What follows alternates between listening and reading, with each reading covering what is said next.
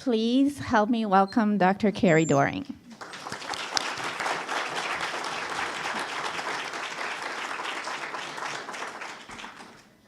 Thank you. It's wonderful to be here, and I have some very fond associations with St. Paul University, coming for many years to the Society for Pastoral Counseling Research, which is a wonderful group.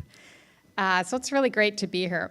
And I'm going to be presenting some of my current research on how people change through spiritually integrated care. And I've been working on exploring and describing what makes spiritual care unique and distinct from psychological care and health care and other forms of care. And the last slide I'll show will have my email address, and if you want to email, I can send you an Adobe file of the slides. So I'm going to begin by defining how I'm using the term spirituality. I look at spirituality as being the values and beliefs that people put into practice. So many definitions of spirituality, like Crystal Park, explores how spirituality is a search for meaning and life purpose. Ken Pargament, with whom I've done a lot of research and teaching, emphasizes that spirituality is not just about meaning and purpose. It's also about how people use their religious faith and their spirituality to cope with stress. So he's especially interested in spirituality as a way of coping, and also as a way of connecting with a sense of transcendence or the sacred, as he says. I've become very interested in understanding how spirituality is embodied and experienced through emotions. And that's what I'm exploring in my recent writing, and then how we experience spirituality in our relationships with others and also with God. So the references that will be at the end of the PowerPoint will reference some of the articles where I'm trying to pull this theory together. So this will be the definition I use, and as Ken Pargament has emphasized so much in his research, it's really important to understand that spirituality can be both life-giving and it can be life-limiting. So when we look at this definition of spirituality, because many of us feel very positive about the role of spirituality in change, we tend to think about a spiritual orienting system like this as being life-giving, but you could also see how this sort of spiritual orienting system could be life-limiting, and that's what I want to explore today using a case study and look at how change comes about through spiritual care. So an example of a life-limiting system we're going to look at is a fear-based spirituality. So when somebody feels fear, sometimes the values that come into play can be childhood values around self-reliance. It's up to me, I have to protect myself. Sometimes the beliefs that come into play in this sort of fear-based theology or spirituality is a belief that God will punish and not protect, particularly if people have had trauma experiences. And then particularly with trauma, people cope by fight, flight, or avoidance. And this kind of spirituality, like people who are trauma survivors, can often operate with their intentional spirituality formed in their adult years, but then they experience a traumatic stressor, they re-experience trauma, and then this fear-based theology immediately becomes their orienting system, their way of experiencing the world. So we're going to explore both life-giving spiritual orienting systems and life-limiting spiritual orienting systems and look at how they change through spiritual care. I've become very interested in the past couple of years in looking at the role of values and beliefs. We tend to think about spirituality and religion as being oriented around beliefs that are what give purpose and meaning to our lives. But actually, values often are formed earlier in childhood. And these formative values are often what we default to. And then often our beliefs form in tandem to our values. And I'm especially interested in lived values, what people are actually putting into practice. So a trauma survivor who experiences fear will be putting into practice a certain configuration of values and beliefs that functions as a theology for them in that moment.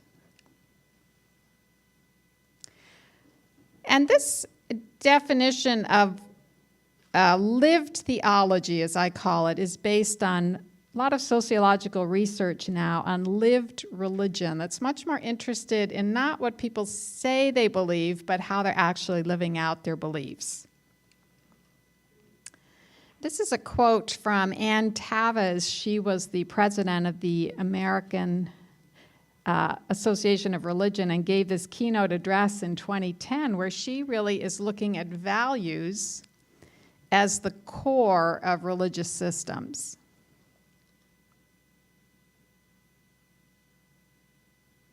So she's talking about religion as coherent systems of valuation. And I'm particularly interested in how values, beliefs, coping practices all operate together and are actually shaped or charged by particular emotions. So I'm using a concept of religious orienting systems, or for those who aren't identified as religion, existential orienting systems that are ever-changing and multifaceted. So in one moment, I might be operating out of a lived theology of fear, if that's the emotion that's dominant. Right now, I'm probably operating out of a lived theology of anxiety in this presentation. And these lived theologies, especially when they're charged by emotions, often carry a lot of embedded values and beliefs from childhood. So even though I have an intentional religious orienting system shaped in adulthood that's centered around compassion and hope and has values around interconnected responsibility and a belief that God is good and cares for us, when I'm feeling a lot of anxiety, I often go back to a childhood theology, a lived theology that says it's all up to me, I'm responsible. If anything goes wrong, it's my fault. If the PowerPoint doesn't work, it's my problem, not yours. So this is the kind of lived theology that often is embedded, and it's a default theology we go to under stress, even though our adult theology can be quite much more sophisticated and complex. So this is what I'm interested in exploring. So I can say I espouse these beliefs and values around interconnected responsibility, a sense of belonging with all of creation, a sense that God is benevolent and good, and that the power of love heals people. These are my espoused beliefs. The espoused way I try to practice my faith is through participating in communities of faith and spiritual practices. But what I really need to keep track of and monitor is the lived theology, which is often my default theology formed in childhood.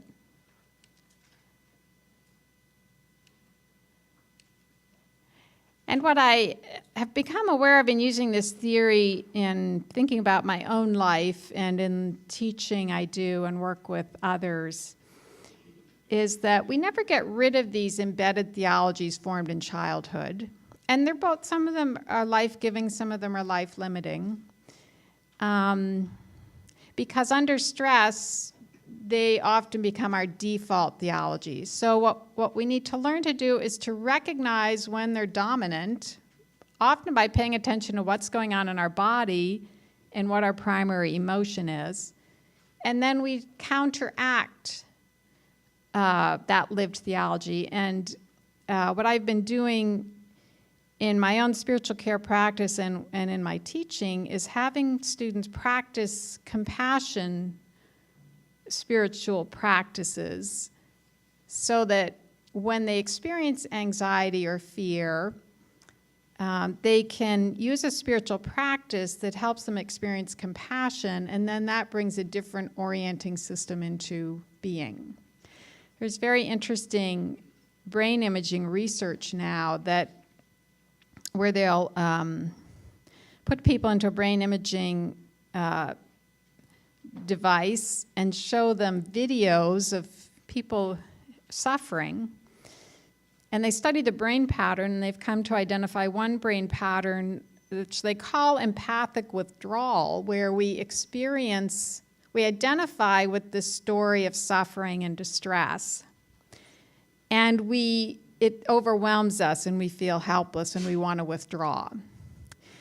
And they took a group of people and taught them how to do mindfulness practices that would enhance their sense of empathy.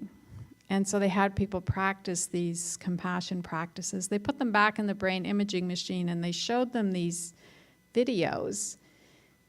And instead of people would empathize with the suffering, but then they would get in touch with a sense of compassion, and they could stay present with the suffering without feeling overwhelmed.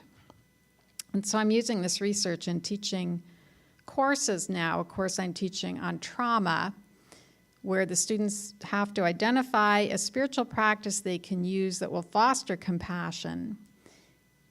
And then they have to use these practices before they do the course readings, which are on trauma.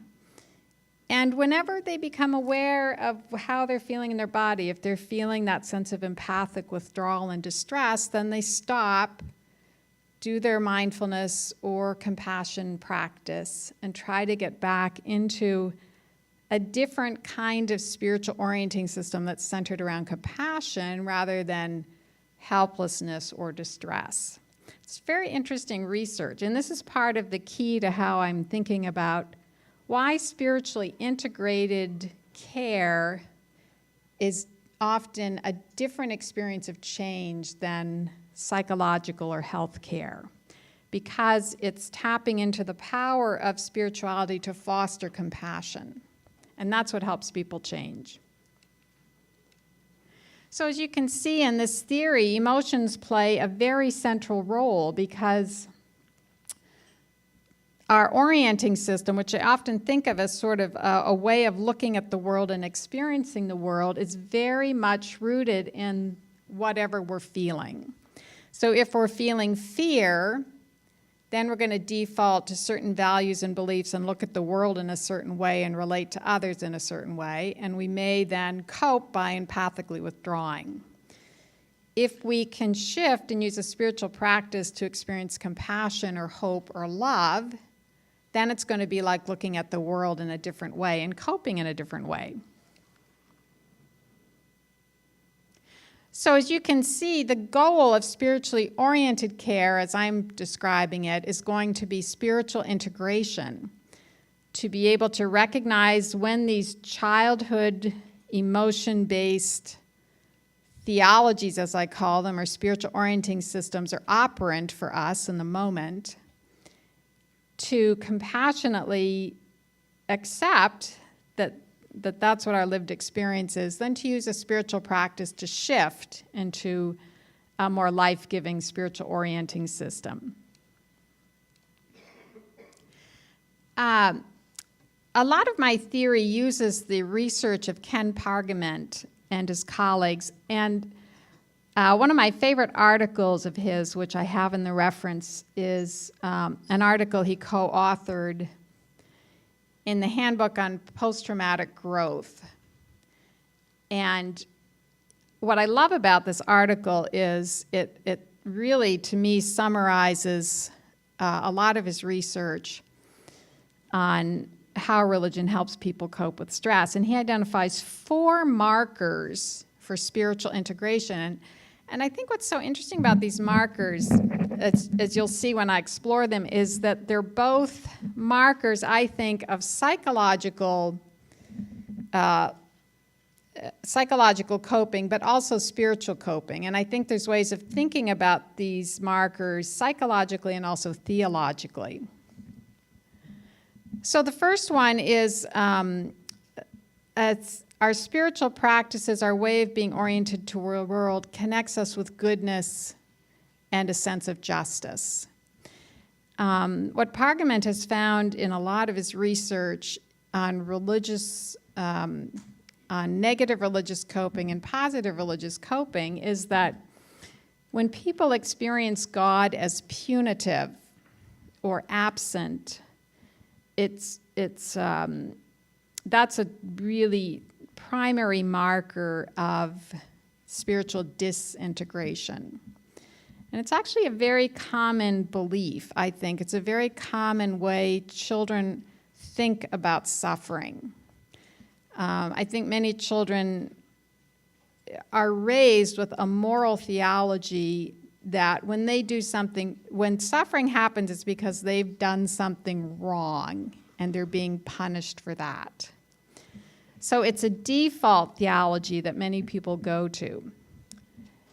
And as I said, if we can use a spiritual practice that fosters compassion, then we get in touch with a God of love, or if we're theistic, if we're not, a sense of the power of love in the world.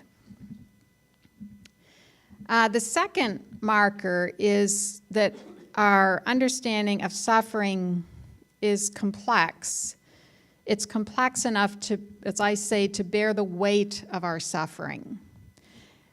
Many people, the research on moral reasoning is very interesting in that people can have the capacity to reason in complex ways, but when traumatic things happen or when they encounter a certain kind of life and death issue, they default to a more simple way of reasoning. And there's been fascinating research on this where they'll have people reason about an environmental problem and they'll study the complexity of reasoning. And people can attain pretty high levels of reasoning. And then they present them with a moral dilemma about abortion. And if that's a hot button issue for some people, they default to a much simpler way of reasoning. So even though they have the capacity to reason in complex ways, there's an emotional charge to some issues that make people shift to a more simple way of reasoning. A vivid example of this, about a couple of years ago, we did an experience at in Littleton, Colorado. It was the 10th anniversary of the Columbine school shootings, and we had parents whose children had been injured or whose children had been killed, and we had some of the clergy that had provided emergency spiritual care. And it was very interesting to listen to some of their vivid memories of how they made sense of what was happening. And one theme that we heard was the sense that God, for those children that survived, that God protected them. So, for example, one minister said that some of the teenagers he talked to who were fleeing the building felt like there was a force pushing them out of the building, and they imagine this as sort of God's angels pushing them out of harm's way. Well, that meaning-making fits for them personally, but doesn't fit when you think of the children who were killed. So you need a complex enough way of understanding where God is in suffering that can hold all of the suffering. Another thing that was very apparent to us was that at the time of the shooting, and even 10 years later, it was very hard for parents to have a sense of understanding the suffering of the parents of the perpetrators. And immediately after the shooting, in the weeks following, a memorial site on a hill, a park where many families and children had gathered, they erected crosses there for all the victims. And so this raised some questions about how were the perpetrators remembered. And I was very interested to see in the more recent episodes of violence, the Aurora Theater shooting, which was, again, in my hometown, and also in the Sandy Hook shooting, there's a much more complex understanding now of mental illness. And there was a very poignant interview a couple of weeks ago in the New Yorker with the father of the perpetrator at the Sandy Hook shootings, talking about his son's mental illness and his sense of helplessness. So I think we've come a long way in developing much more complex ways of understanding these kinds of violence that really include mental illness in the picture. And then I think as other markers of a well-integrated spiritual orienting system is going to be that flexibility of coping. And I have memories of my parents when they had crises, they'd always revert to a certain way of coping. And I can even feel it in myself. It used to be when I'd be under a lot of stress, I'd have this compulsion to do laundry and clean the house, as though, if I could get the house in order, everything would be fine. It's kind of a default way of coping, but when it's rigid and inflexible, like I have to do the laundry in order for the world to be right, that's where you run into trouble. I once ran a group for the women faculty at my school. A couple of them were having trouble finishing writing projects. So we all kept journals when we would sit down at our desk to work on our toughest writing problem. And we had to say what our start time was, when we stopped, and what we did when we stopped. And then we'd get together once a week and read our journals out loud to each other. And it was really hilarious because these biblical scholars were trying to finish a commentary on Paul, and they'd suddenly feel this compulsion. They had to weed their garden, and it was a lot of fun. But, and then, of course, as a result of all this, the spiritual orienting system becomes integrated, and that means we can recognize the childhood values and coping and beliefs we default to. We can compassionately hold that. We can shift into a more intentional way of coping, and this is all integrated. And this process of spiritual integration describes personal integration, but as many pastoral theologians have recognized since the 1990s, that personal integration has to be interconnected with spiritual integration in families, in communities, and then with all of creation. My colleague at Eliff School of Theology wrote a landmark book on pastoral care in 1992 called Care of Persons, Care of Worlds. And the idea was that we don't simply care for persons, we're really caring for and we're really trying to integrate a social justice, a life-giving, spiritually integrated social justice for all of creation. Now, I wanted to dedicate this lecture to your wonderful pastoral theologian and pastoral caregiver here at St. Paul. And I often think the challenge of being a really good pastoral caregiver and pastoral theologian is you have to be able to walk the talk. I co-taught a course with our ethicist at Eliff on war. And his pedagogy, he says, is to hit students over the head with a 2x4. And I would see this in our online course. Students would be having a nice discussion, and he'd send them a post about some appalling story on war and would say, okay, what are you going to do with this? But me being a pastoral theologian, my pedagogy has to be pastoral. So then I would come in after him. and coach them to use a spiritual practice before they read this disturbing story. So as we all know, as pastoral caregivers and theologians and teachers, we have to walk the talk.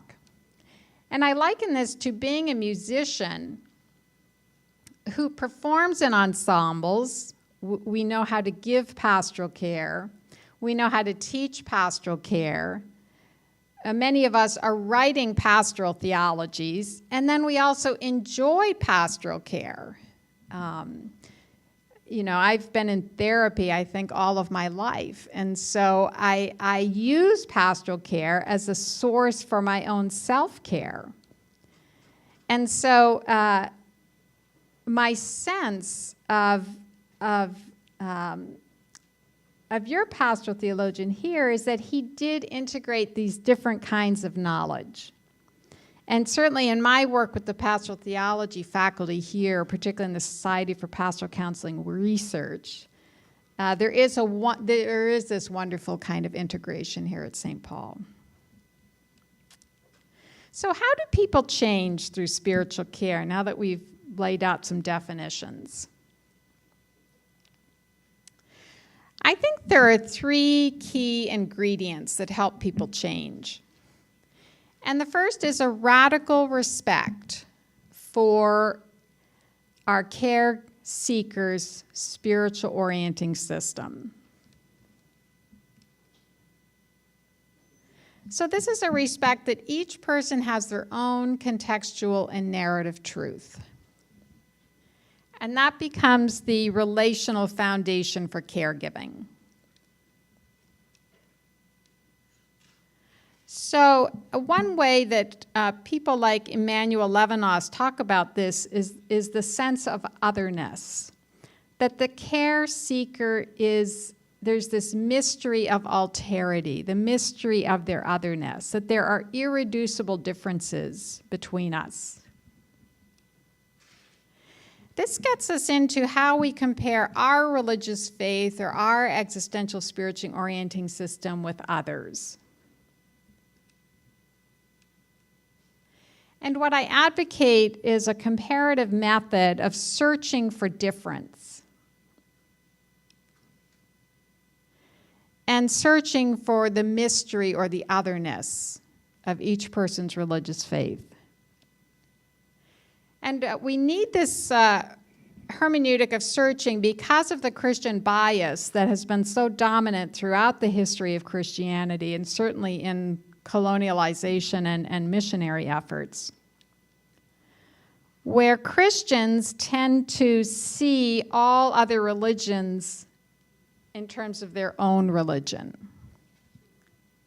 And this is a Christian bias that we constantly have to recognize and counteract in ourselves because it's just ingrained in the Christian tradition. So these irreducible differences between religions of the world in the history of Christianity all become reduced to the one God. And this is it continues to be a major problem. It's a problem with a universalizing approach or an inclusive approach that basically says there's one God at the core of all world religions. And the trouble is that that's the Christian God. And that's a really big problem in how theistically oriented psychologists practice spiritual integration. So if you look at some of the textbooks on theistic psychotherapy, they are trying to advocate this inclusive approach. And this inclusive approach to religions of the world has been left behind in the comparative study of religion because it's been identified as being part of that whole colonizing tradition of Western scholarship. And this is one of my pet peeves, is that in order to really practice sophisticated, spiritually integrated care and psychotherapy, you need a theological education. You need to have looked at what what is currently practiced in the comparative study of religion. And it's this approach of a search for difference and a recognizing of the Christian bias. So this comparative approach, this radical respect for difference, which is the first ingredient I'm identifying of spiritually integrated care, is going to respect these irreducible differences between my orienting system and the other's orienting system without searching for one God. It's going to focus on the lived practices. If someone comes in and says, I'm a Catholic, I don't say, oh, I know what Catholics believe. I'm going to say, no, I want to see what this particular person is living out in his or her life. And it's a dialogue with the full awareness of our bias towards trying to find similarity. And this article that I've referenced here, it'll be in the reference section, is a very nice summary of this particular comparative approach to religion. So we've looked at the importance of radical respect for difference. And radical respect as being part of that relational foundation for spiritually integrated change. And now I'm going to look at the role of compassion. So what happens when we experience compassion is it, in a sense, softens our heart. So if we're feeling fear, compassion holds the fear and we start to feel compassion. And when we feel that compassion, what is revealed to us is the goodness of creation. And for people who are theistic, this could be the goodness of God. And then this loosens everything up. You can imagine that a fear-based theology is going to be much more rigid and inflexible, and when it's held in a compassionate caregiving relationship, the compassion shifts the theology and it starts to become much more flexible.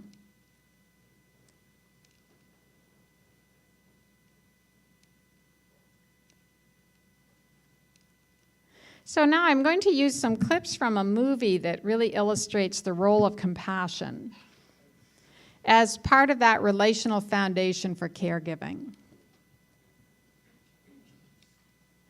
So the movie clip, and we're going to switch over now, it's about 8 minutes worth.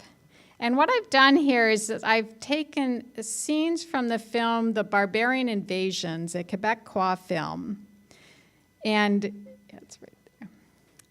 And I took the clips of all the pastoral care conversations between Remy, who is dying of cancer, and Sister Constance, who's a religious sister in the hospital where he is.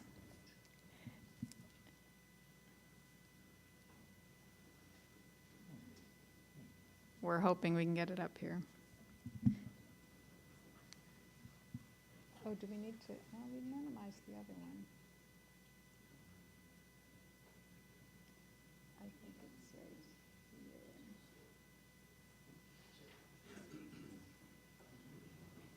here. Well, I may need to tell you about the clips. Do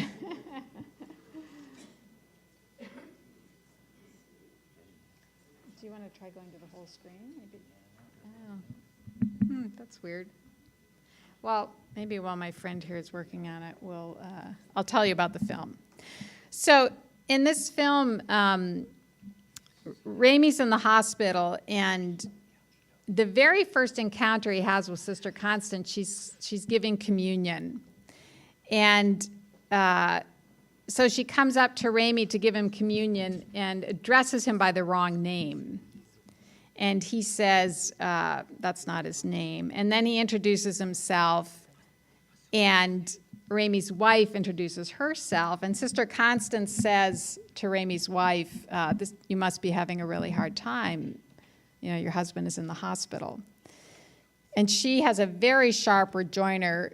And basically she says to Sister Constance, well, this isn't hard. What's hard is when he's sleeping with all of his students. And she immediately discloses that Remy is her husband, yes, but that he has this whole history of affairs with students and colleagues.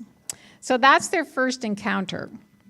And Sister Constance looks a little nonplussed. But she does come back. And in the second scene, she's visiting with Remy as his son comes in. His son is a young stockbroker, very accomplished and wealthy. And she basically chastises Remy for not appreciating the care that his son is offering him. And it's a startling scene because the scene we just saw, their first encounter, is with Sister Constance kind of reeling from the news that Remy is a man who has a lot of sexual relationships with his students.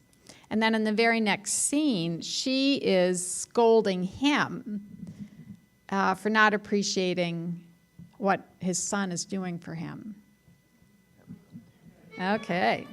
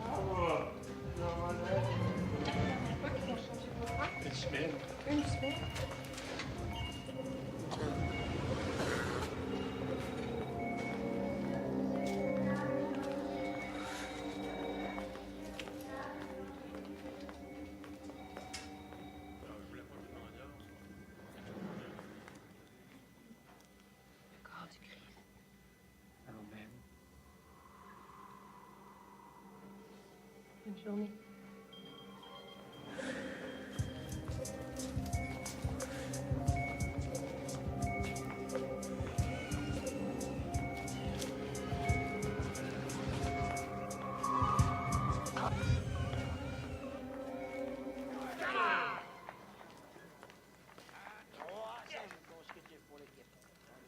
Le corps du Christ. No, thank you. La communion, c'est moi ça. Le corps du Christ. Amen. Non, au retour peut-être. Comment ça va, M. Desmarais, aujourd'hui? Je sais pas comment il va, M. Desmarais, parce que je suis pas M. Desmarais. Excusez-moi, je suis désolée. Ils ont tellement d'ennuis avec les ordinateurs. Je suis Constance Lazure. Ma femme Louise. C'est pas trop dur de voir son mari à l'hôpital. She says I threw him out 5 years ago. I have to cut it there because it gets very obscene at that point. So. Est-ce que vous savez que vous êtes chanceux d'avoir un fils qui s'occupe de vous comme ça? Voyez ça, vous? Regardez autour de vous. En voyez-vous beaucoup des enfants au chevet de leurs parents? Moi, je travaille ici tous les jours, puis j'en vois pas souvent. Puis quand ils viennent, ils restent pas longtemps. Moi, les miens, je les vois jamais, monsieur. Vous avez eu un père, vous? Il a déjà été hospitalisé? À la fin, oui. Vous étiez là souvent? Il est à Chicoutimi, moi, j'enseignais à Montréal, puis c'était l'hiver, alors... Vous venez d'Angleterre? Londres, Chicoutimi, pour vous, c'est un peu la même distance. La maladie vous a rendu confus.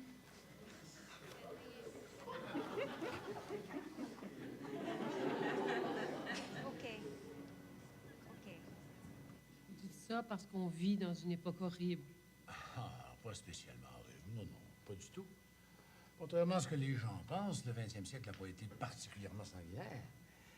Les guerres ont fait 100 millions de morts, ça c'est un chiffre généralement admis. Ajouter 10 millions pour le goulag russe.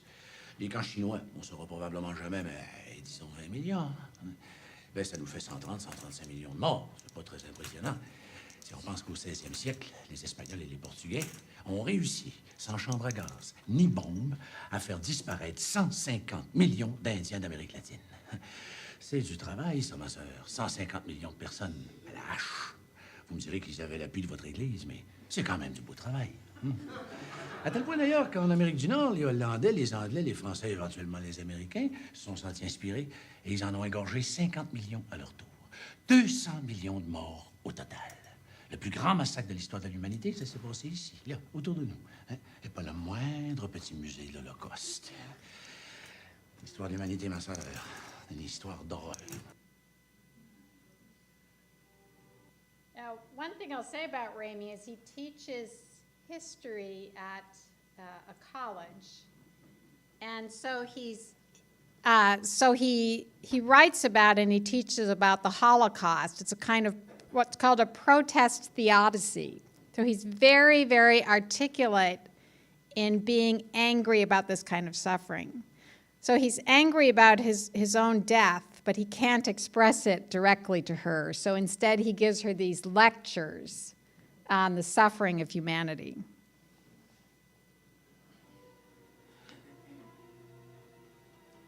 And this scene, you see him in the middle of the night, really in a lot of distress. But you never see this kind of distress in his conversations with people at this point.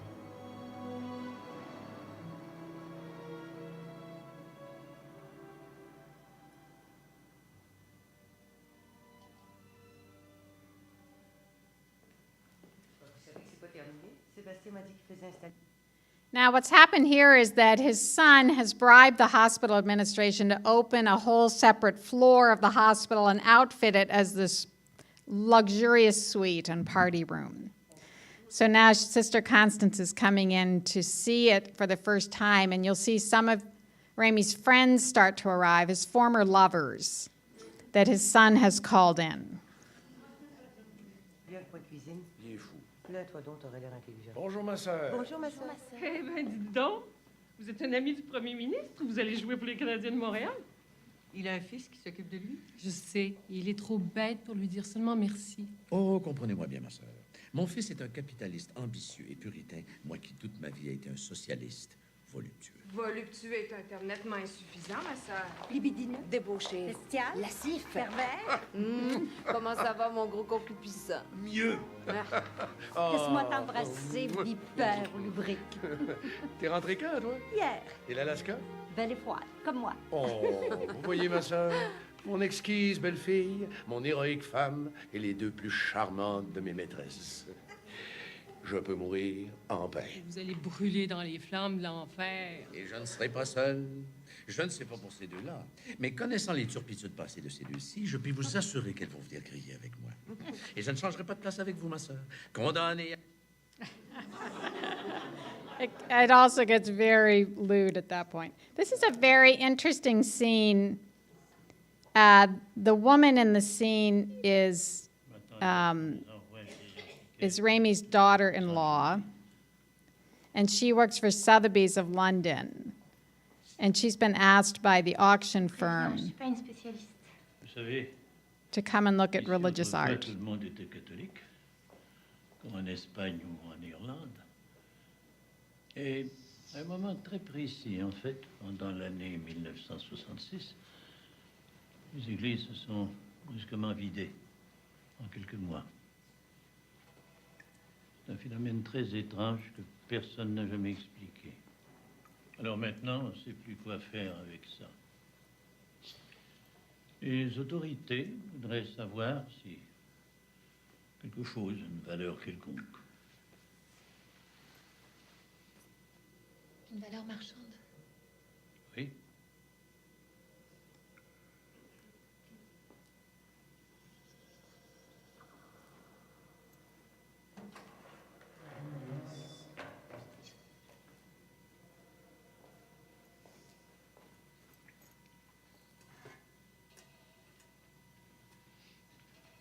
Est-ce que vous avez conservé des ostensoirs ou des calices français du XVIIIe? Non, les Américains ont tout acheté. Il reste quelques exemplaires dans des musées.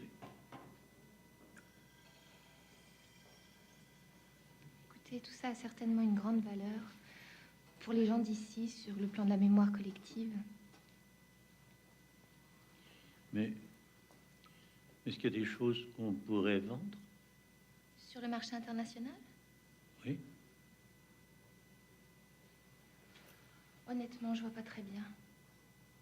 Autrement dit, tout ça ne vaut absolument rien. Je vais vous raccompagner.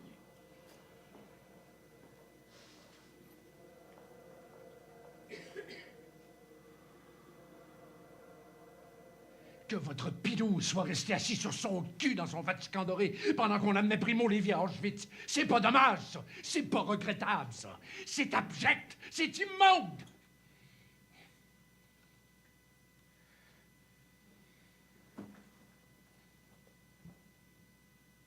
Si ce que vous dites est vrai, et que tout a été une suite de crimes abominables, alors à plus forte raison, il faut que quelqu'un existe qui puisse nous pardonner. C'est ce que je crois. Vous avez de la chance, vous. This is the last scene. He's being taken away to end his life.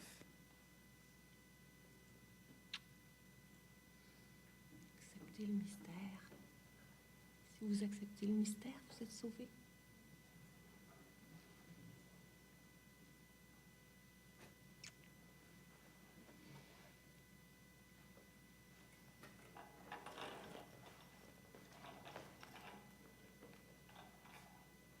Dites-lui que vous l'aimez. Dites-le lui. Touchez-le. Touchez-le. That's it? Tu bois celui-là. Okay. See if we can get back to the PowerPoint. So what I want to do is quickly walk you through the rest of the slides, which I think these conversations are an illustration. Oh. Now it won't stop. We could unplug this. No, that's the music from the first clip.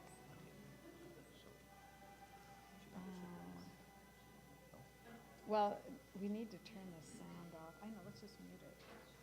There we go. Okay. Great, perfect. Okay, so I think you can see how we get glimpses of Ramey's fear of death, and that Constance is present with him in a compassionate way, but she's also able to join him in humor and in honesty, and her compassion is what ends up in the end counteracting his fear. So her compassion over the series of their conversations has the capacity to hold his anger.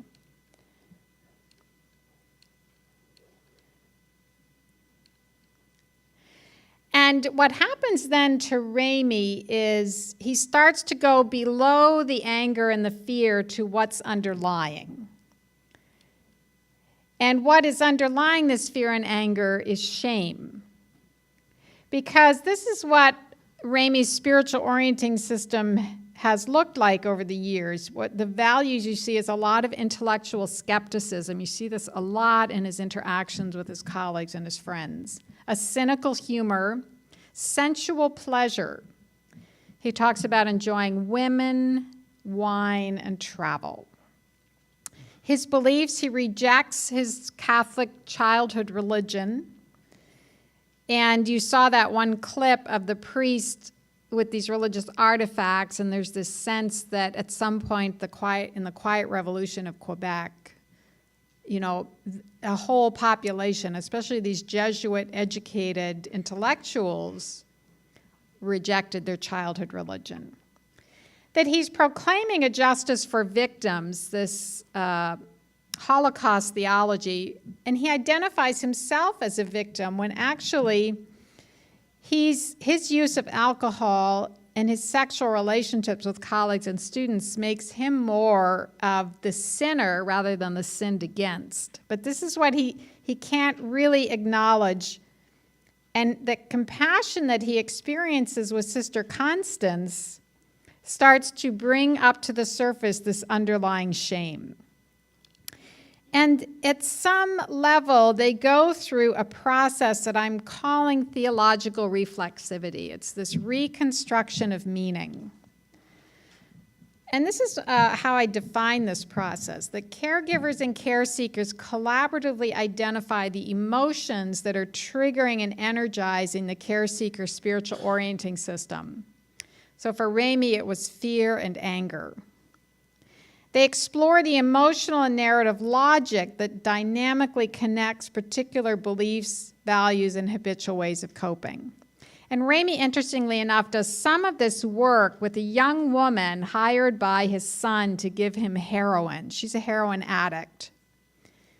And she gives him heroin to relieve his pain. And they have these very honest conversations where with her, he has to start confronting the ways he's coped with stress and the way his actions have hurt others. And then they use a process of reflexivity, reflection, to assess what is life-giving and what is life-limiting. So Ramy starts to acknowledge that the way he has coped with stress, his spiritual orienting system has been very life-limiting, not only for himself but others. So there's this process of identifying emotions and exploring the logic that's holding it together. So what this means for Ramy is that he starts through his sense of compassion. He has this fear-based system because he's facing death. And through a process of compassion with Sister Constance, and she really respects where he's at, they start to construct new meanings. So they end up co-creating unique meanings within this intersubjective space that allows Ramy to start accepting death and moving towards death. So when a care seeker like Ramy begins to experience this compassionate, theologically reflexive process, he discovers that he has some spiritual practices that foster compassion. He starts speaking in emotionally honest ways with his kids. He rediscovers this love of nature and the beauty of nature, which makes him return to this location of a lot of beauty, which is where he's going to die. And then he can start to resist. When his fear is triggered, he can start to counteract that. So you see that there was this spiritual orienting system organized around fear and anger, and that compassion counteracted fear, held the anger, uncovered the shame, and fostered accountability, so that he started to come to terms with what was going on in his life. And he started to integrate the existential spiritually orienting system that was quite compartmentalized.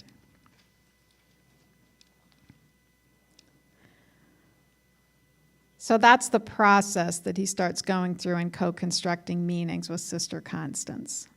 So he starts to experience compassion, sadness, a healthy sense of guilt for his wrongdoings and the way they've hurt others, and an acknowledgement of the regrets of his life. And then this fosters a new spiritual orienting system that helps him accept death and move into death without sexualizing relationships, without resorting to this cynical humor. And what I find fascinating in the film is that he can't sexualize the relationship with Sister Constance, so he has to start experiencing intimacy without this overpowering others through sexuality. And he starts to begin to experience a kind of a spiritual intimacy.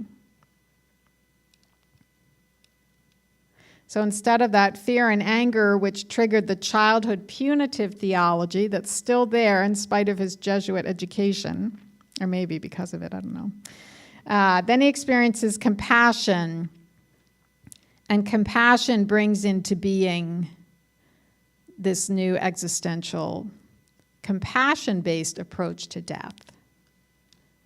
And then, like I was saying, he rediscovers this sense of self-transcendence through the beauty of nature. So you can see what I'm proposing here is a theory of change, that there's a distinctively spiritual process of change that fosters compassion and accountability, that helps care seekers intentionally reconstruct and practice life-giving values, beliefs, and ways of coping. And so what this looks like is that experience of compassion, which in spiritually integrated care has this whole spiritual dimension, fosters a change process that brings into being more life-giving ways of understanding suffering, fosters this sense of integration, and then has psychological, relational, and communal outcomes. This is what you see illustrated in the film. So what you have is a whole ripple effect of change that moves from the self. With Remy, all of his relationships go through a change because now he has this capacity to be emotionally and spiritually intimate, which he didn't have before. And hopefully there will be a ripple effect of this change in community. His family will be changed, perhaps his circle of friends will be changed. And in process theology, there's even a sense that God is changed through this process of change. So let me stop with this slide and open it up for questions. And I have my email address there. If you want to send me an email, then I can send you an Adobe file of the slides. So let me open it up for questions.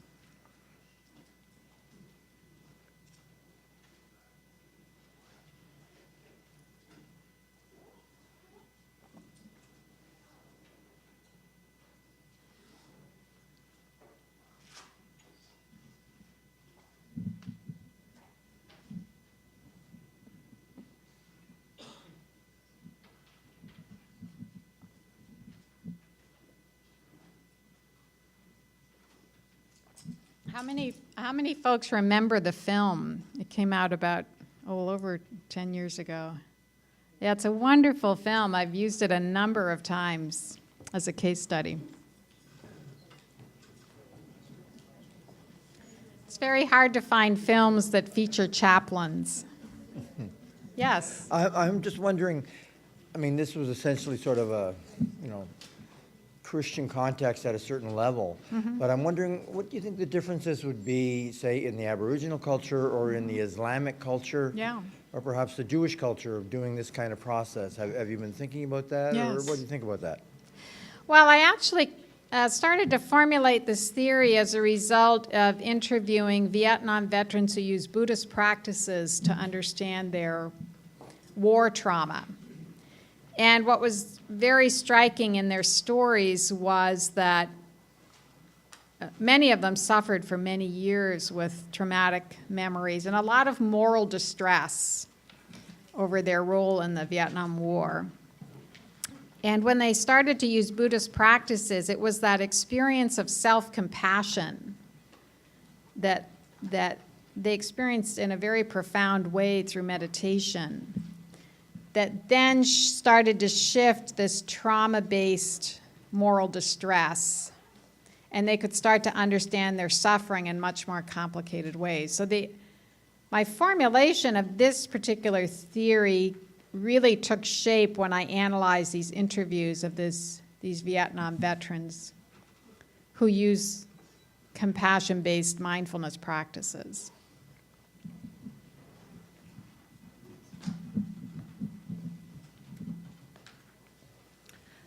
Thank you very much for your conference. I find it very inspiring for my practice of spiritual care. Yes. Do you understand French? It's better. Unfortunately, okay, not so I very try well. with my English. And your focus on compassion is very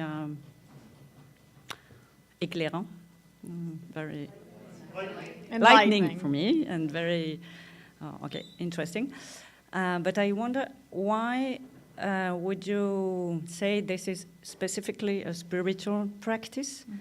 And why psychologists could not do the same? Because in psychology, I experienced too unconditional acceptance, and things like they really can do the same, like compassionate welcoming that allow people to be themselves and to grow. And so what differences do you see between a psychologist's approach and the spiritual approach in compassion? That's a great question. Well, a lot of psychological counseling approaches are using mindfulness practices to foster compassion. Marsha Linehan's dialectical behavioral therapy, working with people who are very suicidal. She has them practice basically Buddhist practices that help them stay in the here and now. So I'm seeing in many psychological approaches they're incorporating aspects of spiritual practices of compassion in helping people change. There's another form of therapy called ACT that has people really identify their most important values and then use mindfulness practices to live out their values. A counseling approach I've used a lot in working with addictions is motivational interviewing, which it's not explicitly religious, it's deeply respectful of where the person is at, particularly the person with addiction problems, and then helping them identify values that will shift them out of their ambivalence about change towards making change. So there are a lot of psychological approaches that are incorporating these compassion-based spiritual practices and the role of values in helping people change. I didn't emphasize this clearly enough, but I think what's unique about the kind of education that counselors get here at St. Paul's is that you get both a theological education and a psychological education, and then you're combining it. So Sister Constance, you don't see this explicitly, but she's drawing upon her theological education to understand Ramey's ways of understanding suffering. And this is, I think, one of the key components of spiritual care. When the caregiver has a theological education, they can take Ramey's personal theology of suffering and look at the centuries in religious traditions of how religious traditions understand suffering, these public theologies. And there's a lot written about these public theologies. What is life-giving in one context is life-limiting in another context. So that's part of this theological reflexivity. And I think a big problem when psychologists practice spiritually integrated care without a theological education, there's a tendency to take their own spiritual orienting system and see the other person's spiritual orienting system through that. In theology, we acquire second-order languages, ways of thinking about theology. It was a very interesting study by Tom O'Connor and his wife. He teaches at Wilfrid Laurier, looking at people who draw upon spirituality as a resource in counseling. And he asked them, what is it about spirituality that helps you in providing care to others? And for a lot of people, it was their spiritual practices, their prayer. But it was all first-order ways of thinking about religion. It didn't include second-order ways that we gain through a theological education. And that, I think, it's not as explicit in this example as it might be in others, but I think Sister Constance is at some level drawing upon her theological education, as I think graduates of the St. Paul program would, when they hear a theodicy, a theology of suffering. they're not only thinking psychologically about that, they're thinking theologically about that. And I think that is what makes this kind of spiritual orienting care distinct.